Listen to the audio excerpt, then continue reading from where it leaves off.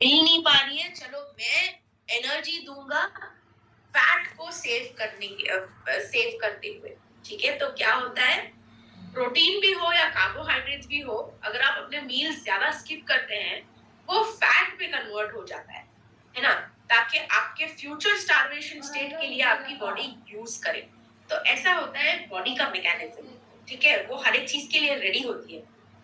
तो लेकिन आपको क्या करना है, टाइम टाइम से खाना पड़ेगा ताकि आपका एपेटाइट, ताकि आपकी भूख, ठीक है, मेंटेन रहे, ज्यादा भूख ना लगे। अगर ज्यादा भूख लगे तो क्या होता है, बहुत ही ज्यादा कोई भूखा है, ठीक है, किसी ने आज व्रत रखा है, किसी ने आज रोजा रखा है, ठीक है, उसको शाम पड़ते बहुत ही भूख लग जाती है, तो वो क्या करेगा, पहले ही कोई तली हुई चीज ले लेगा या फिर मीठा ले लेगा या फिर कोई भी चीज जो हाई एनर्जी देती है, ज्यादा एनर्जी होती है।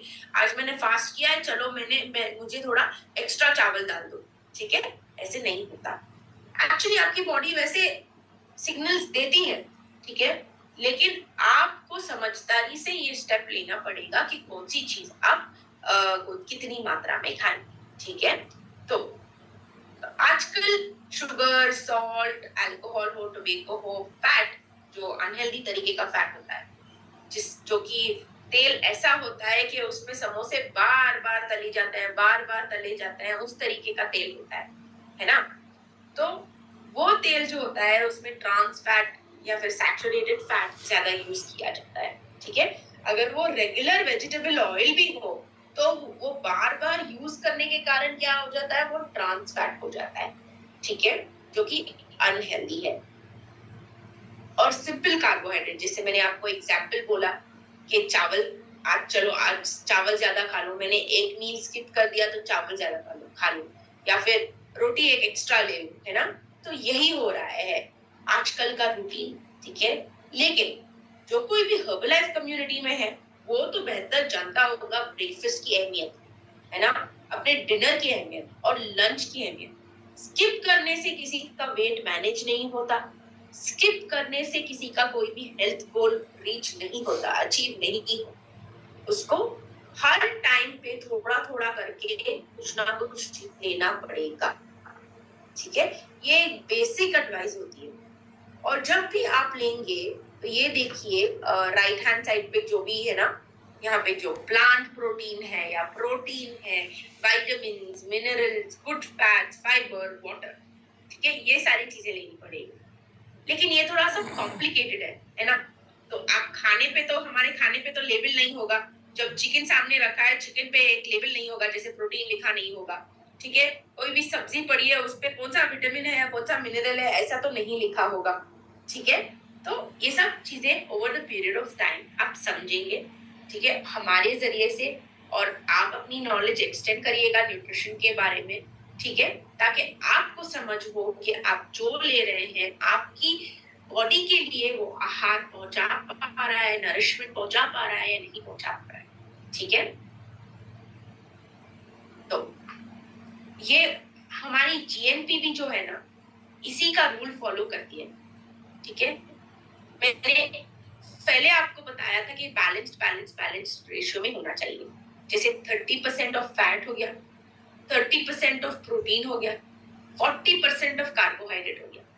ये परसेंटेज जो है ये क्या है ना, परसेंटेज ठीक है, पर ये किस चीज का परसेंटेज है ये जानना पड़ेगा, है ना। जब आप 30% कह रहे हैं या फिर 40% कह रहे हैं, ठीक है, हमारा जो वेट होता है, अगर आपने किसी न्यूट्रिशन क्लब पे गए हैं और या फिर आपका खुद का न्यूट्रिशन क्लब है ना, तो वहां पे आपके जो स्पॉन्सर या कोच होते हैं फर्स्ट क्या चेक करते हैं, वेट चेक करते हैं। तो वो सिर्फ वेट नहीं चेक करते, अपना जो बॉडी कॉम्पोजिशन होता है, ठीक है, जैसे कि प्रोटीन, सॉरी आपका मसल परसेंटेज या फिर फैट परसेंटेज, ठीक है, आप में कितना कौन सा फैट ज्यादा है, पेट के पास फैट ज्यादा है या फिर ओवरऑल जो फैट है वो ज्यादा है या फिर आपका मसल ज्यादा है या कम है, ये सब जानेंगे, है ना। उसी स्केल में एक नंबर भी आता है, आपने देखा होगा RM या R, या फिर BMR, रेस्टिंग मेटाबॉलिक रेट या फिर बेसल मेटाबॉलिक रेट।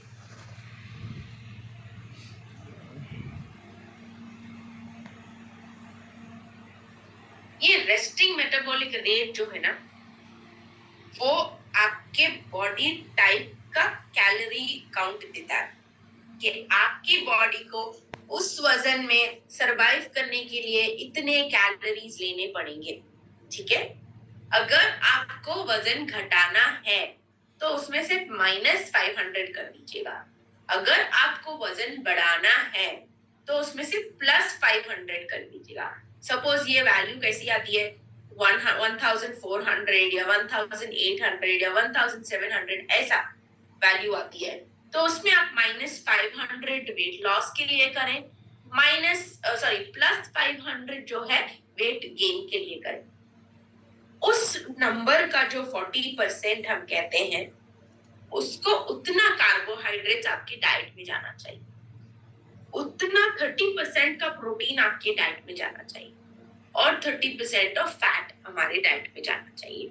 ठीक है, तो इसके अलावा, ठीक है, रेस्ट, हाइड्रेशन, एक्सरसाइज बहुत जरूरी है।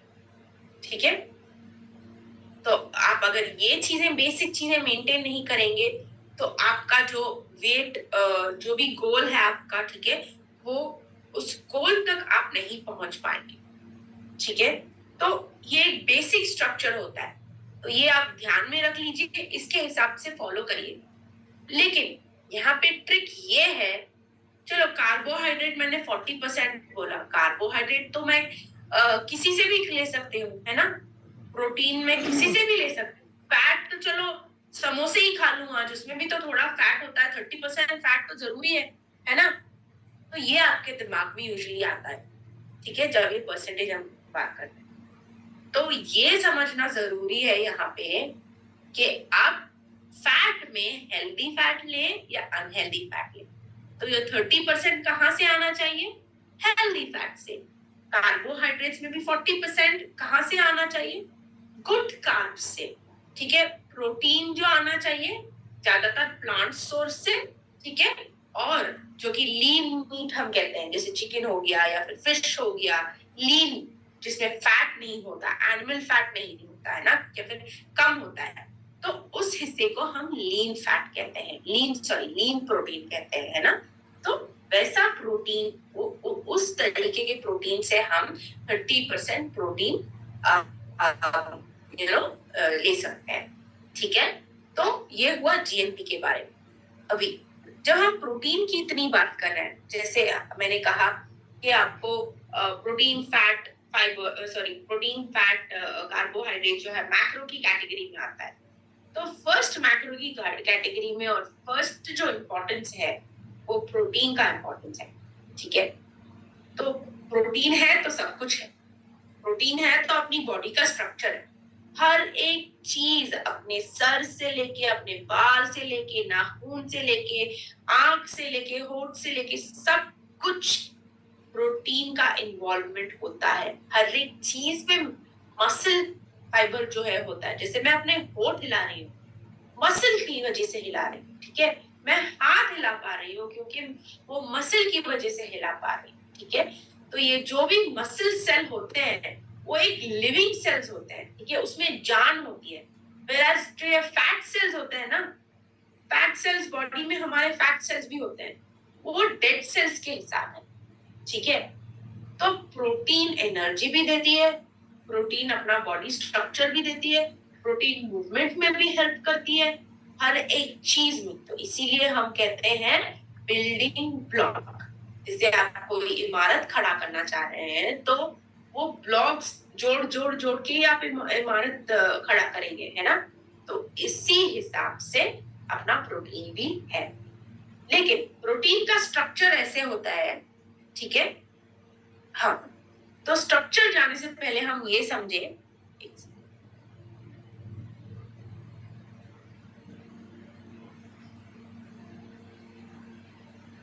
प्रोटीन के स्ट्रक्चर से पहले हमें ये जानना चाहिए कि प्रोटीन जो है वो एक अमाइनो एसिड से बना है, ठीक है। अगर आप for example necklace, Perl necklace है आपके पास, ठीक है, आप सिंगल पर्ल पहनेंगे या पर्ल्स जुड़े हुए ऐसे नेकलेस पहनेंगे, है ना? तो सिंगल पर्ल के लिए भी चेन चाहिए होती है, ठीक है, आप ऐसे उसको ऐसे लगा नहीं सकते, ठीक है, तो उसको अगर नेकलेस भी बनाना है तो बहुत सारे पर्ल्स आपको जोड़ने पड़ेंगे, ठीक है, या फिर चेन तो मिनिमम जोड़ना पड़ेगा, है ना? तो वैसे ही प्रोटीन का भी स्ट्रक्चर होता है। सो प्रोटीन जो है अलग अलग अमाइनो एसिड्स को जोड़ा जाता है, ठीक है, अलग अलग अमाइनो एसिड्स को जोड़ के एक ब्यूटीफुल जैसे नेकलेस हो या कोई भी ज्वेलरी हो या कोई भी चीज हो जैसे बनती है, वैसे ही हमारी बॉडी में भी प्रोटीन बनता है अमाइनो एसिड्स के जरिए से। जैसे मेरे हार्ट को अलग तरीके का अमाइनो एसिड और प्रोटीन स्ट्रक्चर की जरूरत है, जैसे मेरे पेट को अलग तरीके की जरूरत है, तो अलग अलग तरीके की जैसे ज्वेलरी हम पहनते हैं, हाथ की ज्वेलरी अलग पहनते हैं, नेक की ज्वेलरी अलग पहनते हैं, इयररिंग्स अलग पहनते हैं, तो वैसे ही अलग अलग तरीके का अमाइनो एसिड्स जब जुड़ता है और एक चेन बनता है, वो अलग अलग जगह में अलग अलग तरीकों से काम करता है, ठीक है। तो दो तरीके के अमाइनो एसिड्स हैं, एक है एसेंशियल अमाइनो एसिड्स और दूसरा है नॉन एसेंशियल अमाइनो एसिड्स। सो एसेंशियल क्या होता है? एसेंशियल जो है, जो कुछ भी अपनी बॉडी में नहीं बन पाता, ये थोड़ा रिवर्स यहाँ पे मीनिंग है। यूजुअली एसेंशियल का मतलब ये होता है कि जरूरी, ठीक है, हाँ ये जरूरी है, हमारी बॉडी के लिए जरूरी है क्योंकि हमारी बॉडी नहीं प्रोड्यूस कर पाती, ठीक है। और नॉन एसेंशियल भी जरूरी है लेकिन हमारी बॉडी इसको प्रोड्यूस कर पाती है, तो इसीलिए हमें बाहर से लेने की जरूरत नहीं है, ठीक है। तो कितने एसेंशियल और कितने नॉन एसेंशियल प्रोटीन्स हैं?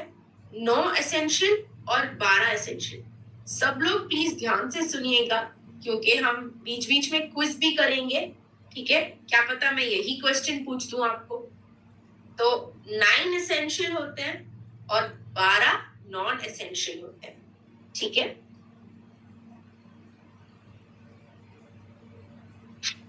ये जैसे मैंने कहा अमाइनो एसिड्स लिंक होते हैं, डाइजेशन होता है बॉडी में, ठीक है, और फिर से जुड़ जाते हैं बॉडी प्रोटीन्स में। जैसे मैंने ज्वेलरी का आपको एग्जांपल दिया, अलग अलग जगहों पे अलग अलग तरीके की ज्वेलरी हम पहनते हैं, वैसे ही अलग अलग तरीके का प्रोटीन बॉडी में बनता है और यूज होता है, ठीक है, अलग पार्ट्स के लिए। और जब ये अमाइनो एसिड बन के इंटेस्टाइन में अब्सॉर्ब हो जाता है, ये ब्रेन सेल्स या फिर स्किन सेल्स या फिर ऑर्गन्स के लिए अपने हार्ट भी जो है ना, वो मसल्स, वहां पे भी मसल्स होते हैं, जैसे कार्डियक मसल्स जो हम कहते हैं, वो मसल, उसके लिए भी प्रोटीन की जरूरत होती है ना। तो हार्ट को बीट करने के लिए भी, जो भी धक होता है, उसके लिए भी आपको प्रोटीन की बहुत बहुत बहुत जरूरी है, ठीक है। तो मसल सेल, जैसे मैंने कहा मसल सेल्स में आपने अगर 7th स्टैंडर्ड में अगर पढ़ा हो या फिर कभी भी अपने 5th स्टैंडर्ड या 4th स्टैंडर्ड में पढ़ा हो, सेल का एक पावर हाउस होता है माइटोकॉन्ड्रिया, ठीक है। ये सारा कुछ जो एनर्जी वगैरह सब बनता है ना अपनी बॉडी में, वो वहीं से पैदा होके आता है। जब खाना घुसता है, सपोज प्रोटीन घुसता है, एनर्जी लेके आता है, कार्बोहाइड्रेट घुसता है, एनर्जी लेके आता है, ठीक है। तो ये सब जो झोल होता है वो सारा कुछ माइटोकॉन्ड्रिया के अंदर ही होता है, ठीक है। और मसल्स के अंदर जो है वो माइटोकॉन्ड्रिया होता है, तो इसीलिए हम उसे कहते हैं लिविंग सेल। whereas फैट के अंदर जो है ना, वो माइटोकॉन्ड्रिया नहीं होता, हम उसको कहते हैं डेड सेल, ठीक है। तो यहाँ पे जो एक्टिव सेल होता है, लिविंग सेल, जो प्रोटीन, जो मसल होता है, वो अगर आपको इमरजेंसी में चाहिए तो ग्लूकोज भी देगा, इमरजेंसी में आपको प्रोटीन या मसल्स या हर एक चीज रिकवरी के लिए भी हेल्प करेगा, ठीक है। अपने और तो और वेरी वेरी इंपॉर्टेंट आजकल के जमाने में अपना हंगर को कंट्रोल करेगा, अपनी भूख कंट्रोल करेगा, ठीक है। तो आजकल तो बहुत सारे कॉमन रील्स बन रहे हैं कि एक तरफ एक खाना होता है तो इसका कैलोरी वहां पे एक सोडा वगैरह या फिर शुगर रिच फूड या फिर डेजर्ट सब कुछ होता है, और वहां पे calorie suppose for example 500 grams 500 kilo calories होता है, तो वो तो सिर्फ एक ही थाली होती है।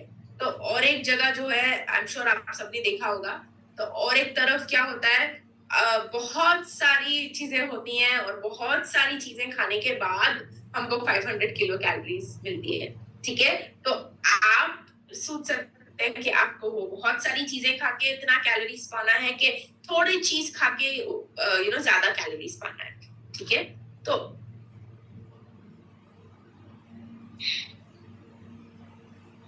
प्रोटीन डिस्ट्रीब्यूशन भी काफी इंपॉर्टेंट है। ठीक है, सो आप डेली जब प्रोटीन लेते हैं तो इसको इवनली लेना जरूरी है।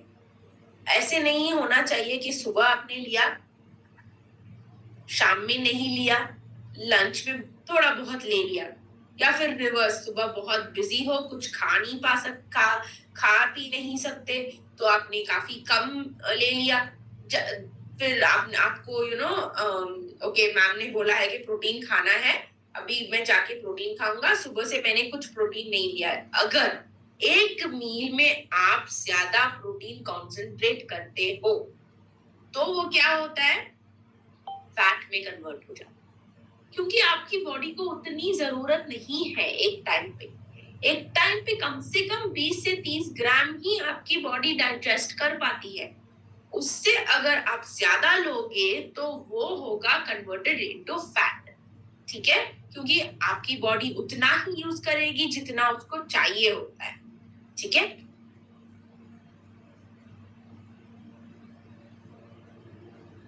तो आगे, eat protein throughout the day. आपके ब्रेकफास्ट से लेके स्नैक्स से लेके लंच, आपका डिनर, हर एक चीज में प्रोटीन होनी चाहिए। जरूरी नहीं कि सिर्फ ब्रेकफास्ट में ले लिया खत्म, लंच में ले लिया खत्म, नहीं तो किसी में भी नहीं लिया और डिनर में ले लिया तो खत्म। ऐसे नहीं होता। ये बात जो है काफी काफी काफी इम्पोर्टेंट है, चाहे ये आपके लिए हो, चाहे वो आपके बढ़ते बच्चों के लिए हो, प्रोटीन काफी काफी काफी जरूरी है। ठीक है, तो और ये देखना जरूरी है कि अलग अलग लोगों की प्रोटीन रिक्वायरमेंट जो है वो अलग होती है। जैसे मैंने आपको जीएनपी ग्लोबल न्यूट्रिशन फिलॉसफी समझाते समय बताया था कि एक फॉर एग्जांपल कैलोरीज, ठीक है, आपकी कैलोरीज अलग होगी, मेरी कैलोरी रिक्वायरमेंट अलग होगी। ठीक है, फॉर एग्जांपल चलो मान लिया कि आप फॉर एग्जांपल इस लेडी की और मेरी कैलोरी रिक्वायरमेंट सेम है। ठीक है, लेकिन हमारे एक्सरसाइज इंटेंसिटीज जो है, एक्सरसाइज करने के तरीके जो है, ठीक है, और टाइम जो है वो अलग है। तो किसकी रिक्वायरमेंट ऑटोमेटिकली ज्यादा होगी? जो एक्सरसाइज कर रहा है, ज्यादा कर रहा है, या आपकी इंटेंसिटी के हिसाब से, या अलग अलग तरीके के एक्सरसाइज जैसे हम करते हैं उस हिसाब से। ठीक है, तो ये सब चीजें जानना बहुत जरूरी होता है जब आप प्रोटीन की रिक्वायरमेंट को समझने की कोशिश कर रहे हो। ठीक है, और जब हम एक्सरसाइज करते हैं तभी भी प्रोटीन जरूरी है। ठीक है, कुछ लोगों को आपने देखा होगा यूजुअली कि वो एक्सरसाइज करते हैं, डाइट करते हैं। ठीक है, डाइट माने कुछ ऐसा वैसा डाइट कर लेते हैं, चलो लिक्विड डाइट कर लिया, सिर्फ जूसेस ले रहे हैं, या फिर सिर्फ क्या ले रहे हैं, सिर्फ सैलेड ले रहे हैं। ठीक है, अगर कोई भी ऐसे कर रहा है तो आपको और एक्सरसाइज भी कर रहे हैं तो उनकी शक्ल पे एक एक अजीब सा वो वेट लॉस का ये होगा, उनकी स्किन पेल होगी, उनका हेमोग्लोबिन कम हो चुका होगा, वो ग्लो, वो एनर्जी जो वो वेट लॉस करने से होती है वो नहीं मिल पाती। तो तभी वही आपको समझ लेना चाहिए कि बॉस कुछ तो गड़बड़ है। ठीक है, और समझ लेना चाहिए कि प्रोटीन रिक्वायरमेंट जो है वो बंदा सही से नहीं ले रहा है, स्पेशली वर्कआउट के बाद। सो वर्कआउट के बाद जो होता है, प्रोटीन की रिक्वायरमेंट सबसे ज्यादा होती है। अगर आप वो सही समय पे प्रोटीन नहीं लेते हैं, तो हम वर्कआउट क्यों करते हैं? फिट रहने के लिए, टोन्ड रहने के लिए, यंग स्किन के लिए, एक्सेट्रा एक्सेट्रा। तो वो सब ऑपोजिट हो जाएगा, ठीक है? क्योंकि वर्कआउट के बाद जो काम करता है, वो प्रोटीन काम करता है इन सब चीजों को लाने के लिए, इन सब चीजों को आपको ऊपर तक महसूस करने के लिए, ठीक है? लेकिन इसका समय होता है, सही समय पे लिया करें। एक्सरसाइज के बाद यहाँ पे अगर एक ग्राफ आप देख रहे हैं जो हाईलाइटेड है, 0 से लेके 15 मिनट्स तक एनाबॉलिज्म माने बॉडी चार्ज्ड अप है, कुछ ना कुछ बनाने के लिए, कुछ ना कुछ पकाने के लिए अपनी अंदर, बॉडी के अंदर, ठीक है? तो जैसे जैसे टाइम ढलता है, उसकी एनर्जी भी डाउन हो जाती है, तो बॉडी मसल को रिपेयर नहीं कर पाती जैसे जैसे टाइम घटता जाता है। अगर रिपेयर नहीं कर, आप सही तरीके से नरिशमेंट नहीं दे रहे हो और रिपेयर नहीं कर पाएगी, तो उसकी क्षमता भी वो वीक होता जाएगा, है ना? तो इसी हिसाब से 0 to 30 मिनट्स के अंदर अगर आप लेते हैं अपना प्रोटीन इनटेक पोस्ट वर्कआउट, तो बहुत बहुत बेहतरीन होगा, ठीक है? नहीं तो विद इन 45 मिनट्स तक पुश करिए। उसके बाद अगर आप लेंगे तो आपकी जो एक्टिविटी होती है, माने आपका जो buildup activity, muscle recovery activity जो होती है, वो घटती जाती है, कम होती जाती है, ठीक है?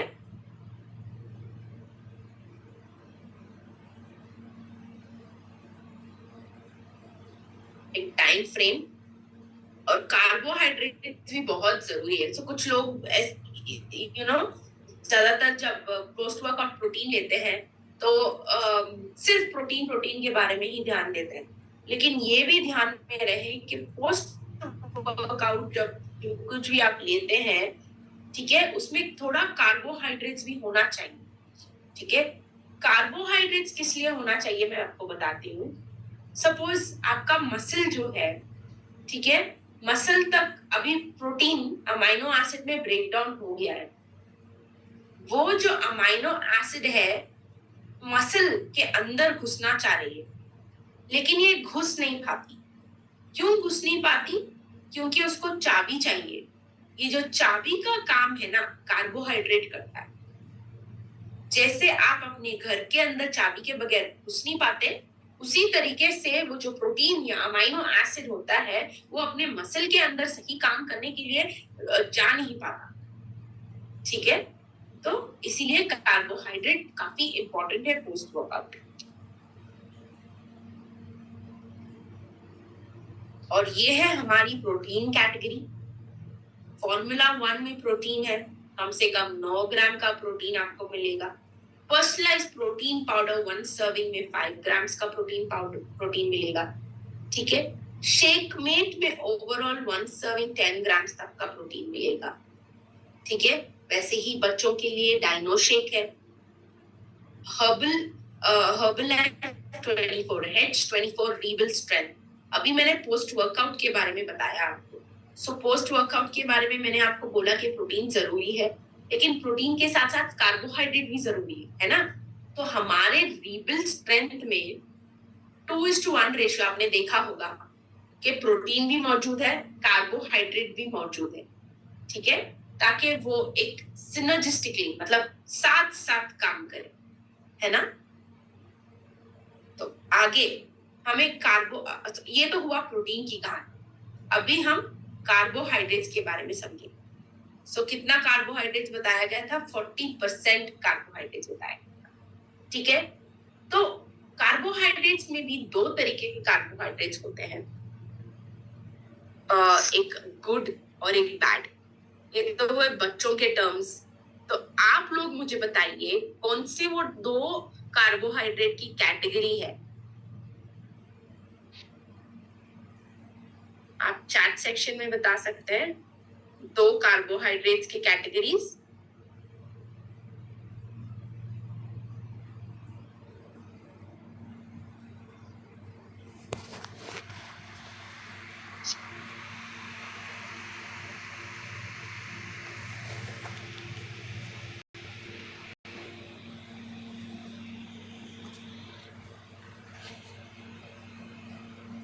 Simple, complex, okay, simple and complex, ठीक है,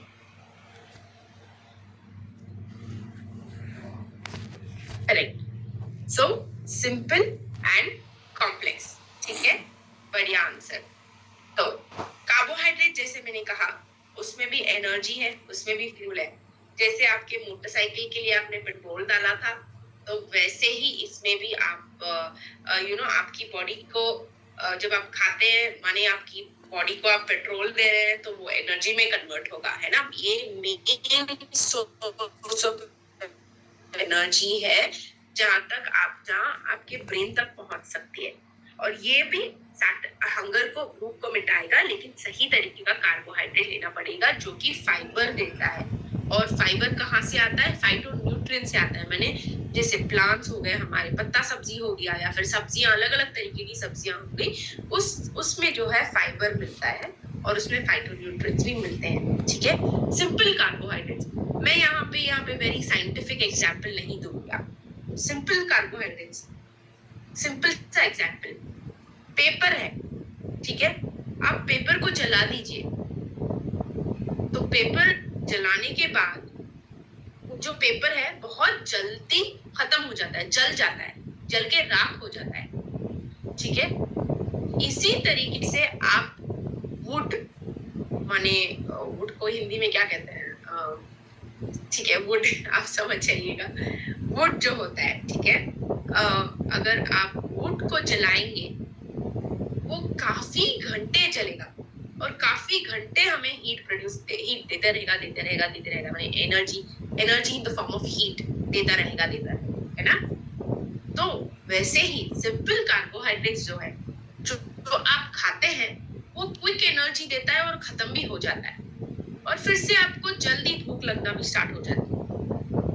लेकिन कॉम्प्लेक्स कार्बोहाइड्रेट जो है वो जलता जाता है, धीरे धीरे करके आपकी बॉडी को एनर्जी देता जाता है, स्लो रिलीज करता है, ताकि जैसे जैसे आपको एनर्जी की जरूरत हो वैसे धीरे धीरे करके आपकी बॉडी में पहुंचे। कॉम्प्लेक्स कार्बोहाइड्रेट में जो ये काम करती है, जो स्लो से एनर्जी रिलीज करती है, आप लोग ही बताइए मुझे, ऐसी कौन सी चीज है कार्बोहाइड्रेट्स में जो स्लो एनर्जी या फिर स्लो रिलीज ऑफ शुगर का काम करती है, ठीक है। या फिर फर्क, एक वो इम्पोर्टेंट डिफरेंस जो सिंपल और कॉम्प्लेक्स में होता है, वो आप बताइए क्या होता है। देखते हैं कौन आंसर देता है।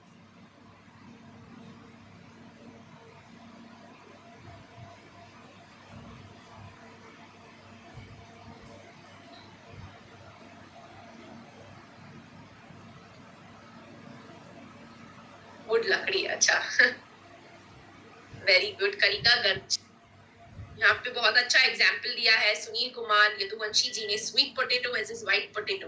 व्हाइट पोटैटो हो गया आपका सिंपल कार्बोहाइड्रेट जो कि स्टार्च ज्यादा है उसमें। स्वीट पोटैटो जो हो गया वो कॉम्प्लेक्स कार्बोहाइड्रेट की कैटेगरी में आता है। दोनों तो पोटैटो कहलाते हैं, लेकिन पोटैटो में, स्वीट पोटैटो में थोड़ा बहुत फाइबर होता है, तो फाइबर बहुत ही स्लो ग्लूकोज को रिलीज करता है, ठीक है। Fibre, Gaurav ji correct, correct, काफी सारे लोगों ने करेक्ट आंसर दिया है, ठीक है। तो सही आंसर है फाइबर।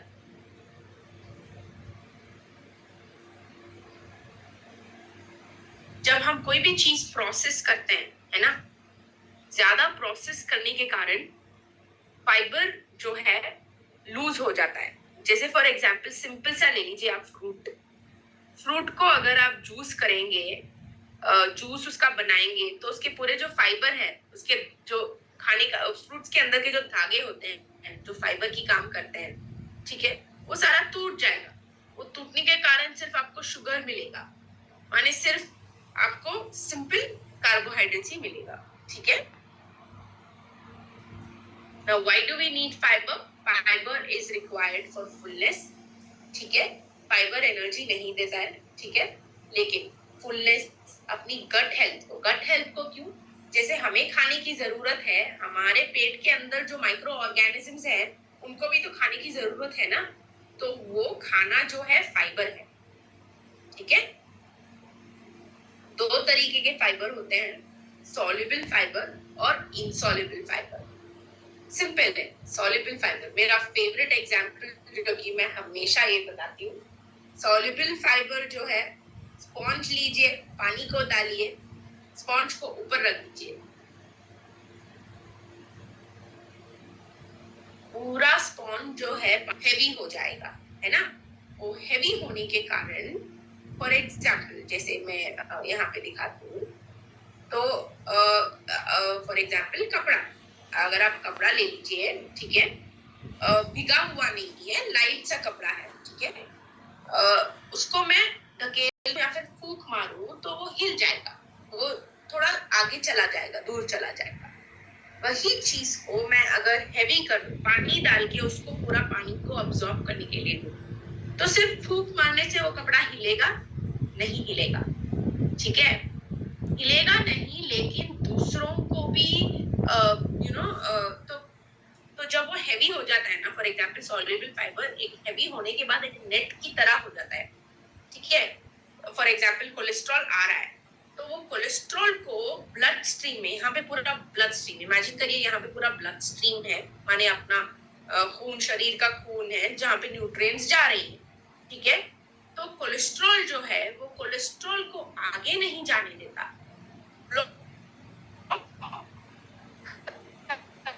लेता है बॉडी में, ठीक है। वैसे ही बहुत सारी तो सॉल्युबल फाइबर ने इस चीज को ब्लॉक कर लिया, सिर्फ ब्लॉक ही तो करा है, अभी तो शरीर में ही है, इसको शरीर से बाहर कैसे करें? तब आता है आपका इनसॉल्युबल फाइबर। इनसॉल्युबल फाइबर एक झाड़ू की तरह काम करता है, जहां पे जो भी एक कचरा सॉल्युबल फाइबर ने बचा के रखा है उसको बाहर निकाल देता है, ठीक है। तो ये हुआ सॉल्युबल फाइबर और इनसॉल्युबल फाइबर का डिफरेंस। तो यहाँ पे ये फाइबर रिच फूड्स है। फॉर्मूला 1 में हमारे काफी फाइबर है। बीटा हार्ट, जब आप शेक लेंगे, अगर एक बीटा हार्ट का सैशे उसमें डालेंगे, आपके हार्ट के लिए आपके ओवरऑल फाइबर इनटेक का जो है ना इंक्रीज हो जाएगा, तो आपको उतना एक्स्ट्रा फाइबर मिलेगा और ये फाइबर रिच मील कहला जाएगा। और fibre rich meal is equal to heart healthy meal, ठीक है। तो active fibre complex digestive health में क्यों है? जैसे मैंने तो बोला कि गट हेल्थ के लिए खाना खाने के लिए, ताकि वो अपना जो पेट का संतुलन है वो बरकरार रखे, उसके लिए एक्टिव फाइबर कॉम्प्लेक्स आपके रिबल्ड में भी है। और एक्टिवेटेड फाइबर नाम से ही आपको पता चलता है कि उसमें फाइबर है, ठीक है। ये हुई फाइबर कैटेगरीज। तो आगे बढ़ते हैं।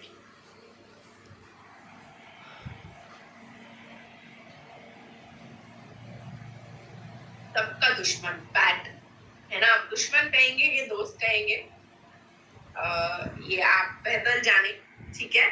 क्योंकि फैट तो शरीर में, सबके शरीर में होता है, लेकिन परसेंटेज जो है अलग होता है। जब आप कभी भी आपका जो वेट डिटेल में चेक कराते हैं, तो किसी दो, फॉर एग्जाम्पल लीजिए मैं 70 किलो हूँ, एक और भी महिला 70 किलो है, ठीक है, लेकिन मेरा जो स्ट्रक्चर है, मैं थोड़ी पतली दिखती हूँ, या फिर वो जो लेडी है थोड़ी मोटी दिखती है, 70 किलो का सेम वेट है, ठीक है। लेकिन मेरे में जो है फॉर एग्जाम्पल मसल मास ज्यादा है।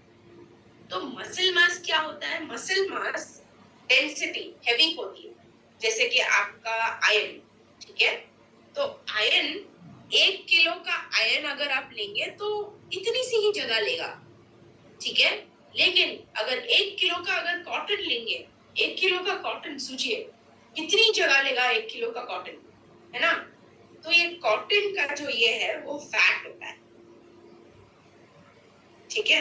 तो हमें इसीलिए बॉडी कॉम्पोजिशन एनालिसिस करना बहुत जरूरी है बिफोर डाइट देने के लिए या फिर किसी चीज के लिए भी आपको फर्स्ट बॉडी कंपोजिशन एनालिसिस को समझिए, और उस हिसाब से अगर आप काम करते हैं तो आप अपने हेल्थ गोल्स या वेट गोल्स को सही तरीके से हासिल कर पाएंगे। ठीक है, अभी फैट दुश्मन नहीं है, ठीक है, लेकिन सही तरीके का फैट लेना काफी जरूरी है। फैट भी बहुत सारी चीजों के लिए हमारी बॉडी में रिक्वायर्ड है। जैसे मैंने आपको स्टार्टिंग में बोला था कि हम जो भी खाते हैं उसमें हर एक चीज में प्रोटीन होता है, कार्ब्स होता है, फैट होता है, लेकिन इसकी मात्रा थोड़ी ऊपर नीचे होती है बस।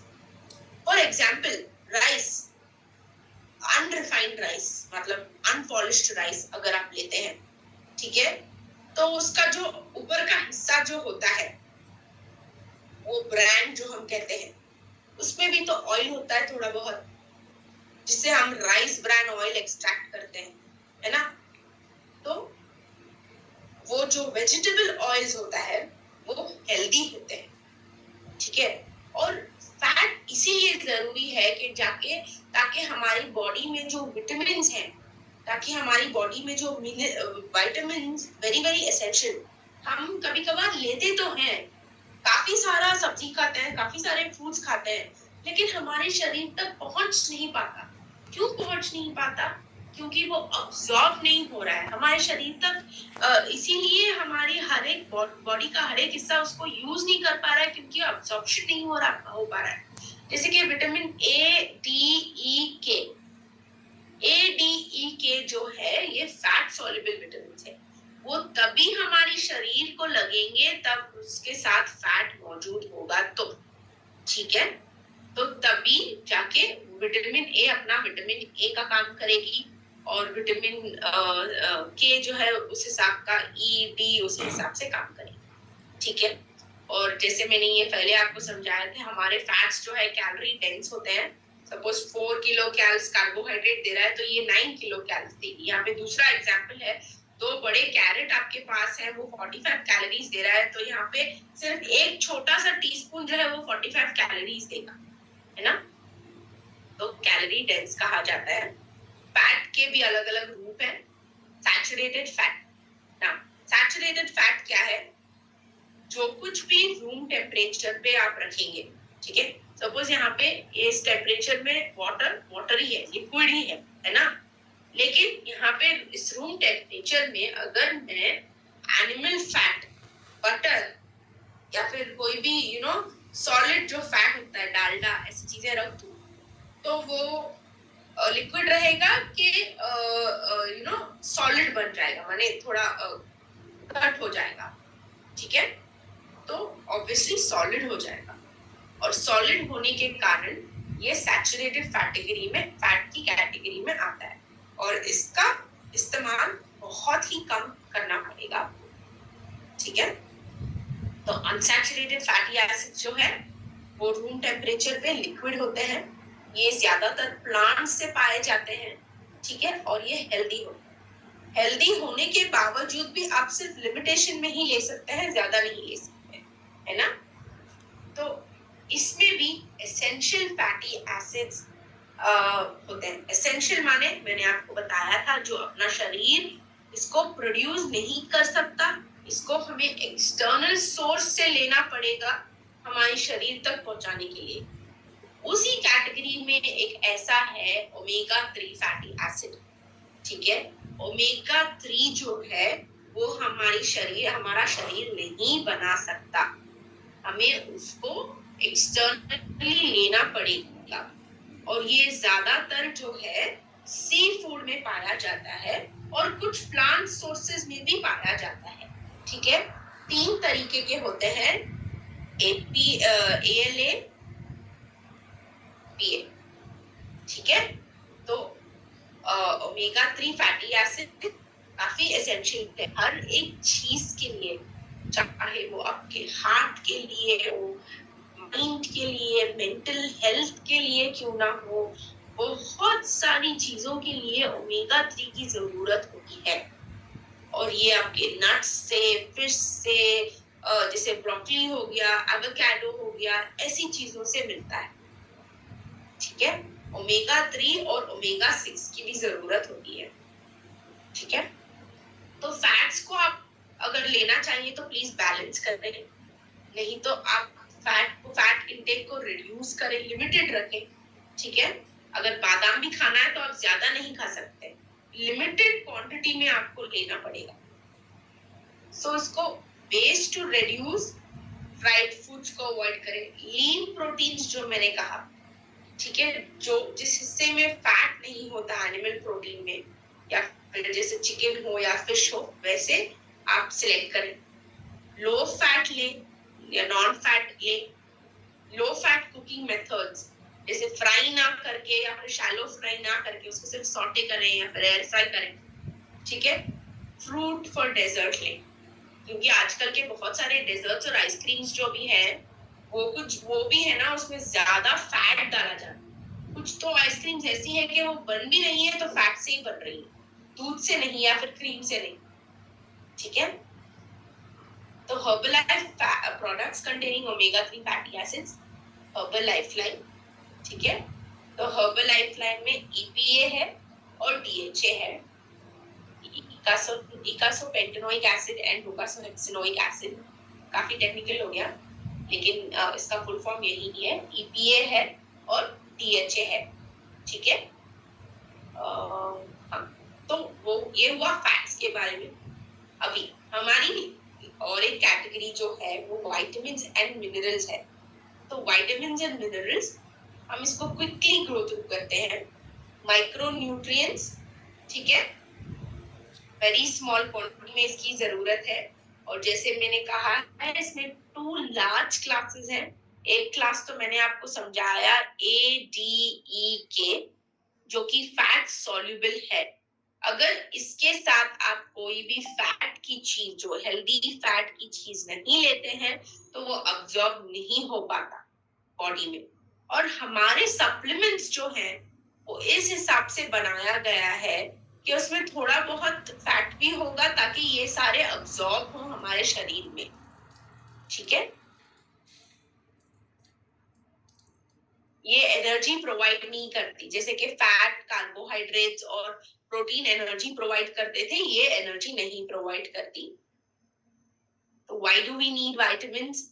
अगेन, A हेल्दी विजन के लिए, C एंटीऑक्सीडेंट के लिए काम करता है, D जो है आप सबको लेते हैं तो D भी जरूरी है ताकि अपने बोन, कैल्शियम में वो कैल्शियम जो है अपने बोन तक पहुंचे, तो उसकी चाबी जो है विटामिन D है, ठीक है। ACE, सारे विटामिन और मिनरल्स में थोड़ा बहुत रोल जो है वो इम्यून सिस्टम में भी है, ठीक है। तो मिनरल्स भी कैलोरीज नहीं देती, ठीक है।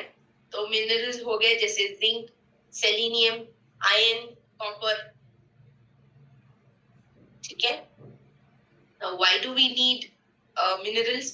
Again, बहुत सारी चीजों के, फॉर एग्जाम्पल बेसिक से बेसिक अगर हमें एनर्जी चाहिए, हम खाना खा रहे हैं, वो चीज जैसे मैंने माइटोकॉन्ड्रिया के बारे में बोला, जब वो माइटोकॉन्ड्रिया तक पहुंचता है, पहुंच के जब वो एनर्जी रिलीज करता है, इस बीच में जो प्रोसेस होता है ना, वहां पे बहुत सारे मिनरल्स यूज होते हैं।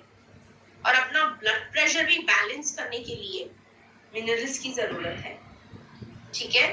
ऑक्सीजन ट्रांसपोर्ट, जैसे आयरन जो है ऑक्सीजन कैरियर है हमारी बॉडी में, जो खून में ऑक्सीजन ले घूमता है हमारे सारे शरीर में, वो आयरन के साथ जाता है, ठीक है। तो उतना इम्पोर्टेंट है। तो ये समरी हुई हमारे माइक्रो न्यूट्रिएंट्स की, ठीक है।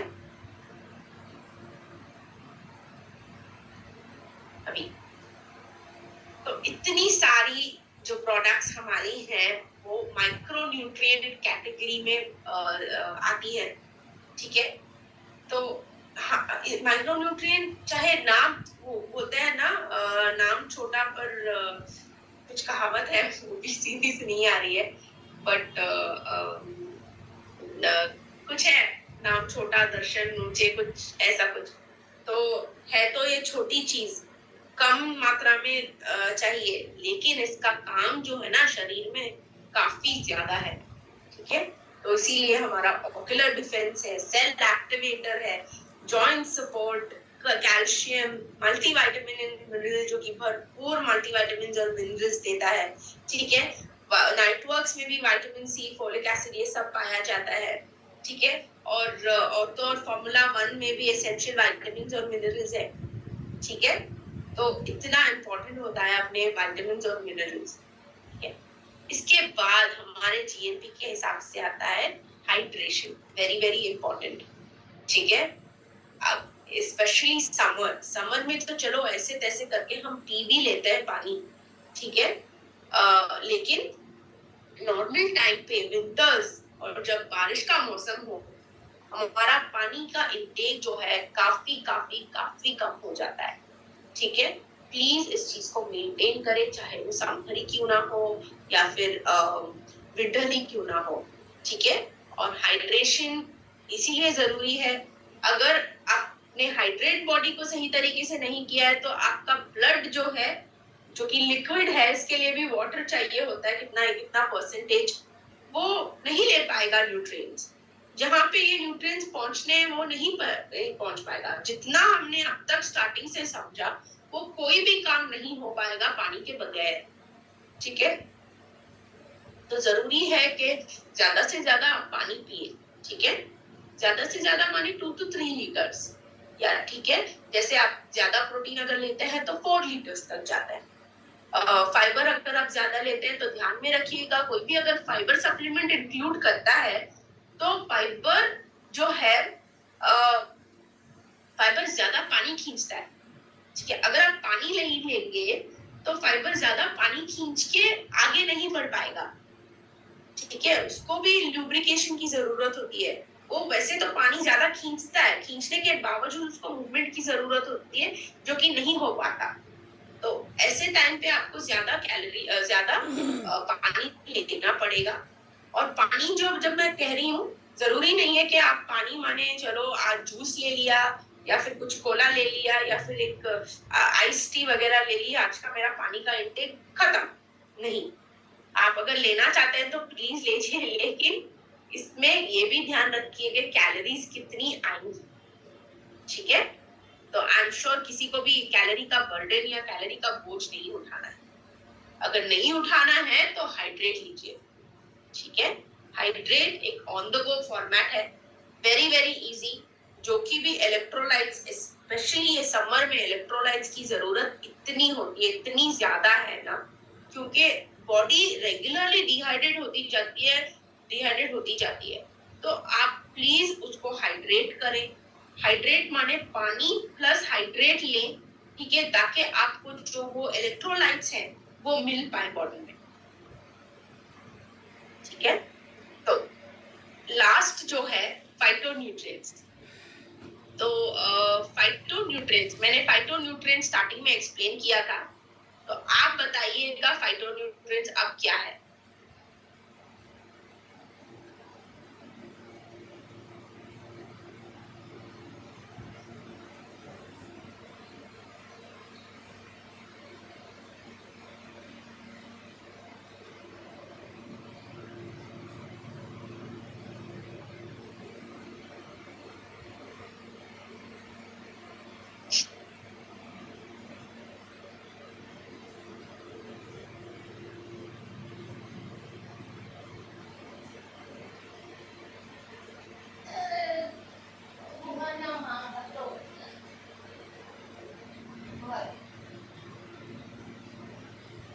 Phytonutrients, okay. कंचन अमित जी ने करेक्ट सब आंसर दिया है। सोनी जी ने सही दिया है। डॉक्टर अजमी जी ने सही आंसर दिया है। डॉक्टर प्रतिभा जी ने सही आंसर दिया है। बबीता जी ने करेक्ट आंसर, एकता जी ने करेक्ट आंसर दिया है, रुफिया जी, अमित, मदन जी, सब ने एक्चुअली करेक्ट आंसर दिया है, ठीक है। तो हाँ, फाइटोन्यूट्रिएंट्स जो है प्लांट से डिराइव किया हुआ, प्लांट से मिलने वाला या पेड़ पौधे या फलों से मिलने वाला जो न्यूट्रिएंट्स हम कहते हैं, उसे हम ठीक है। तो हमारे फाइटोन्यूट्रिएंट्स की कैटेगरी में जो आता है, तो फाइटोन्यूट्रिएंट्स को आप ऐसे समझिए, फॉर एग्जाम्पल, ठीक है, ये प्लांट्स के न्यूट्रिएंट्स है, हम क्यों लें? प्लांट्स को पढ़ने के लिए या प्लांट्स के लिए चाहिए, हम क्यों लें? ठीक है। तो बेसिक सा एग्जाम्पल है, प्लांट्स के लिए एक बॉडीगार्ड की तरह है, ठीक है। जैसे पेस्टिसाइड या फर्टिलाइजर या कोई भी इंसेक्टिसाइड या कुछ इंसेक्ट्स जब आते हैं, उस चीज को जो ये फाइटोन्यूट्रिएंट्स प्लांट्स में जो मौजूद होते हैं उनसे फाइट करता है, जैसे उनको इम्यूनिटी पहुंचाता है, ठीक है। इमेजिन करिएगा ये सारे जो फाइटोन्यूट्रिएंट्स है अगर हम लेते हैं तो हम भी हमारी बॉडी को बॉडी गार्ड की ये जो फाइटोन्यूट्रिएंट्स है बॉडी गार्ड की तरह काम करेंगे, ठीक है। हमारे डाइजेशन के लिए हो, हमारे इम्यूनिटी के लिए हो, हमारे ब्रेन के लिए हो, हमारे स्किन के लिए हो, वो उसी हिसाब से काम करेंगे, ठीक है। तो यहाँ पे मॉडर्न न्यूट्रिशन जो है, हमने विटामिन्स के बारे में पढ़ा, मिनरल्स के बारे में पढ़ा, इन सब चीजों के बारे में पढ़ा, है ना। तो इसीलिए हमने ये सब पढ़ा है ताकि जान सके कि बैलेंस न्यूट्रिशन में क्या क्या इन्वॉल्व होता है।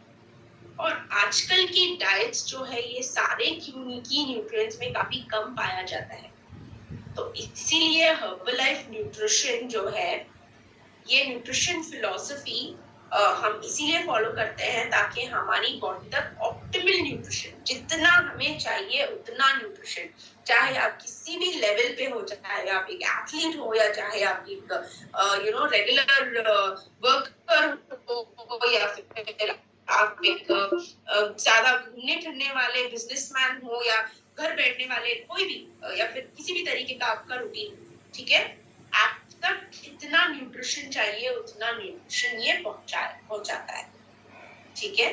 तो ये सब हमारे प्रोडक्ट कैटेगरीज है जो कि हमने अलग अलग कैटेगरीज आज समझी। ये है इसकी actual category, weight management category, targeted nutrition category, sports nutrition category, ठीक है। तो एनर्जी एंड आयुर्वेदिक न्यूट्रिशन। तो अभी वेट मैनेजमेंट में इसको कैलोरी कैसे बैलेंस करना है, अगर जैसे मैंने स्टार्टिंग में आपको बोला था कि अगर कैलोरीज को आपको बर्न करना है, माने आपको वजन घटाना है, तो आप 500 कैलोरीज कम लेंगी, ठीक है, या फिर आप कम भी ले सकती हैं या फिर बर्न भी कर सकती हैं, है ना, लेकिन -500 होना चाहिए, ठीक है। तो एक बैलेंस है calories in with calories out. अगर आप बैलेंस करती है तो वेट मैनेज करेंगी, तो कैलोरीज इन कम रख के कैलोरीज आउट ज्यादा करती है तो वेट लॉस होता है। कैलोरीज इन ज्यादा रख के और आउट कम करती है तो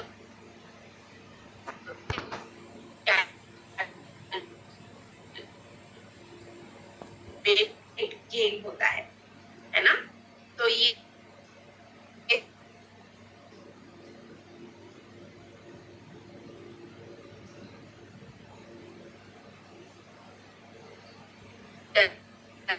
और ये एक्सरसाइज नहीं है, ठीक है। तो यहाँ पे I went to the gym and I exercised. ये एक्सरसाइज है, बंदा सिर्फ बैठा हुआ है और बैठ के अपना फोन स्क्रॉल कर रहा है, तो ये एक्सरसाइज नहीं होता। तो exercise for example, again motorcycle का एग्जांपल, अगर आपकी मोटरसाइकिल जो है वो सिग्नल पे खड़ी है, ठीक है, उसको तभी भी पेट्रोल की जरूरत होती है जैसे मेटाबॉलिज्म अपनी बॉडी में बैठने पर या सोने पर भी होता है। फॉर एग्जाम्पल सिग्नल छूट गया, आगे आपकी गाड़ी चल पड़ी, चली जा रही है, इस प्रोसेस को एक्सरसाइज कहते हैं, जहाँ पे आपका मेटाबॉलिज्म और बढ़ता है या फिर चलने के कारण या फिर मूवमेंट के कारण या किसी भी कारण, ठीक है। तो इस तरीके का एक्सरसाइज ही एक्सरसाइज माना जाता है, ठीक है। तो तभी आप सही तरीके का कैलोरीज बर्न कर पाएंगे। तो इमेजिन करिए आप इतना यहाँ पे टेस्टी तो लग रहा है लेकिन खाया नहीं जा सकता, क्योंकि अगर आप ये खाएंगे तो कम से कम 2 घंटे का तो एक्सरसाइज करना पड़ेगा, ठीक है। तो 1 ग्लास का जो कोला होता है वो उसके लिए तो 20 मिनट्स का एक्सरसाइज तो मिनिमम रिक्वायर्ड ही है। तो मुझे तो ये सब खा के एक्सरसाइज के लिए इतना ये नहीं करना है। सिर्फ 45 minutes to 1 hour is like a good exercise, good quality exercise with a healthy diet, ठीक है। जो भी हमारा हेल्दी डाइट जब हम कहते हैं, हमारा जो हमारे जो शेक है, ठीक है, सो वेरी वेल बैलेंस्ड, उसमें एसेंशियल अमाइनो एसिड्स, विटामिन्स और मिनरल्स सब कुछ पाया जाता है, ठीक है। तो आपको जैसे लेबल करने की स्टार्टिंग में मैंने बोला था कि आप जब प्लेट लेके बैठते हो तो लेबल कर अगर न्यूट्रिशन के बारे में आप ज्यादा सोच रहे हो तो लिटरली लेबल करना पड़ता है। तो यहाँ पे लेबल करने की भी जरूरत नहीं है। आपको पता है कि आज मैं एक गिलास शेक लूंगा तो उसमें मुझे कितना प्रोटीन मिलेगा, एक मल्टीविटामिन लूंगा तो उसमें मुझे कितने विटामिन और मिनरल्स मिलेंगे, है ना। तो लेबल पढ़िए, ध्यान से देखिए, ठीक है, और अपना जो कैलोरी बजट है उसको सही तरीके से इस्तेमाल करिएगा, ठीक है। जैसे आप अपने पैसे जब यूज करते हैं तो सोचते हैं ना कि अच्छा किधर मैं खर्चूं या क्या लूं या एक्सेट्रा एक्सेट्रा, वैसे ही अपने कैलोरीज को भी वेरी वेल मैनेज करिएगा, ठीक है। तो यहाँ पे कंप्लीट शेक की जो है 3 चीजें डली जाती हैं इसमें, 3:2:1 रेशियो में, 3 scoops of Formula 1, 2 scoops of personalized protein और 1 scoop of shake में। जब आप ये क्वांटिटी में डालेंगे तो कम से कम आपको 30 grams ऑफ प्रोटीन मिलेगा, ठीक है। 29 to 30 grams तक का प्रोटीन मिलेगा। अगर आप for example personalise protein miss करते हैं, शेकमेट मिस करते हैं और सिर्फ स्किम मिल्क में लेते हैं तो करीब 90 grams मिलेगा, ठीक है। और सिर्फ आप अगर 3 स्कूप और 2 स्कूप शेकमेट के साथ लेते हैं तो आपको 20 ग्राम तक मिल जाएगा, ठीक है। तो वो हुआ आपका शेक जो कि वेट मैनेजमेंट के लिए यूज किया जाता है। सो 2 सर्विंग्स है, 1 सर्विंग ब्रेकफास्ट में, 1 सर्विंग डिनर में, ठीक है। बीच में आप अपना मील लीजिएगा और जो कुछ भी इससे पहले मैंने आपको समझाया कि न्यूट्रिएंट्स के बारे में, वो सब ध्यान रखते हुए अपना लंच भी चूज करिए, ठीक है। तो नेक्स्ट इज आपका फॉर्मूला 2 मल्टीविटामिन एंड मिनरल, ठीक है। तो यहाँ पे मैंने बोला कि मल्टीविटामिन तो वेरी वेरी वेरी इंपॉर्टेंट, जो माइक्रो न्यूट्रिएंट की कैटेगरी में आता है लेकिन बहुत ही इंपॉर्टेंट है। और आपका जो मल्टीविटामिन है हर्बलाइफ न्यूट्रिशन का, वो 22 विटामिन और मिनरल्स देता है, ठीक है। इसमें सारे विटामिन और मिनरल्स मौजूद है और ये 3 सर्विंग्स लिया जाता है, 1 tablet at a time, 3 time दिन में, ठीक है। एडिशनल वेट लॉस बूस्ट के लिए, अपना फ्लूइड बॉडी में बैलेंस करने के लिए आप सेलुलोस ले सकते हैं जो कि कॉर्न सिल्क से बना हुआ है। सो कॉर्न सिल्क का साइंटिफिक नेम है ज़ीमेज, ठीक है। तो ये कॉर्न सिल्क जो है ना, जो एडिशनल वाटर या फिर अपने बॉडी में जो है फ्लूइड को बैलेंस रखता है, ठीक है, और यूरिन आउटपुट को बेहतर करता है। तो 1 टैबलेट 3 times a day, ठीक है। Herbal control, now herbal control has caffeine. Now caffeine जो है ये थर्मोजेनिक इफेक्ट, माने जो कुछ भी चीज थर्मोजेनिक कहलाती है, ठीक है, वो ऑटोमेटिकली आपकी बॉडी में फैट को बर्न करेगी, ठीक है। तो थर्मोजेनिक माने जलाना बॉडी में, ठीक है। तो फैट को जलाने में, फैट को घटाने में मदद करती है। तो कैफीन जो है हर्बलाइफ कंट्रोल में 82 मिलीग्राम तक का कैफीन मौजूद है, ठीक है। It's a blend of green, black, oolong teas, ginger और पोमोग्रेनेट एक्सट्रैक्ट भी इसमें है, ठीक है। तो कैफीन जैसे थर्मोजेनिक, जैसे जलाती है फैट को, वैसे ही मेटाबॉलिज्म भी बढ़ता जाता है आपका, ठीक है। और दूसरी ब्यूटी जो है कैफीन की ये है कि वो अलर्टनेस भी इम्प्रूव करता है, ठीक है। तो अभी नेक्स्ट ये जो वेट गेन की कैटेगरी, सॉरी वेट मैनेजमेंट की कैटेगरी में मेरा फेवरेट प्रोडक्ट है सेल एक्टिवेटर, ठीक है। यहाँ पे एक ब्यूटीफुल पिक्चर दिया गया है, एक शैतान जैसी सूरत वाला, एक भोला भाला और एक अच्छा स्मार्ट स्मार्ट बंदा कह सकते हैं आप, ठीक है। ये जो भोला भाला है इनोसेंट सा चेहरा पर्पल में है, ठीक है। तो वो इतना भोला भाला है कि कोई भी कुछ भी उससे पूछे वो दे देगा, ठीक है, कोई भी हिचकिचाएगा नहीं। तो ये जो शैतान जैसा बंदा है यहाँ पे, वो उससे हड़पना चाहता है, छीनना चाहता है, ठीक है। अगर बेचारा वो भोले भाले इंसान से ले लेगा तो उसको तो उसकी कमी होगी, है ना, लेने के बावजूद। तो ये जो स्मार्ट ग्रीन कलर में एंटीऑक्सीडेंट है वो आके बोलता है बॉस तुम डर जाओ, उस इंसान से मत लो, मेरे पास एक्स्ट्रा है, तुम ले लो, मुझे कुछ फर्क नहीं पड़ता। तो ऐसे ये बैलेंस करता है। अगर वो फॉर एग्जाम्पल हेल्दी सेल से या फिर ये भोले वाले इंसान से ले लेता है, छीन लेता है, हड़प लेता, तो क्या होता, बॉडी का संतुलन भी ऊपर नीचे हो जाता है, ठीक है।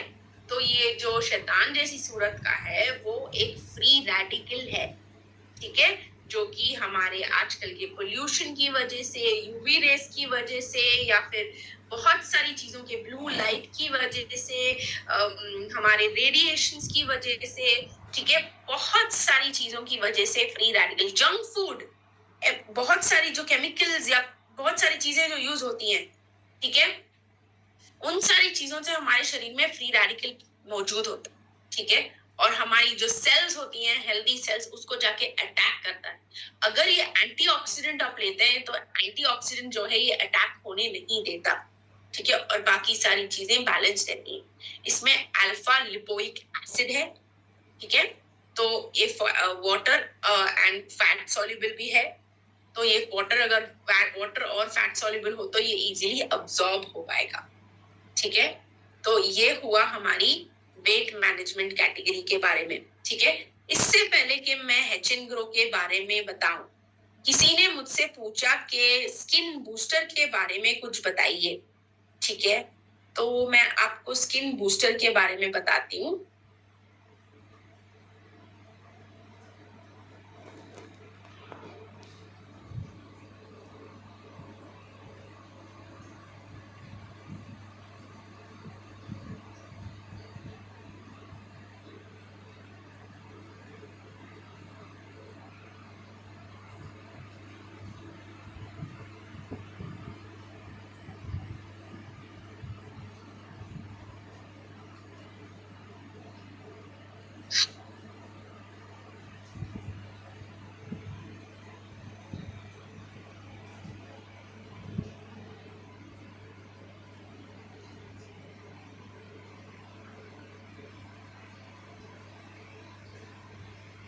एक मिनट दीजिएगा।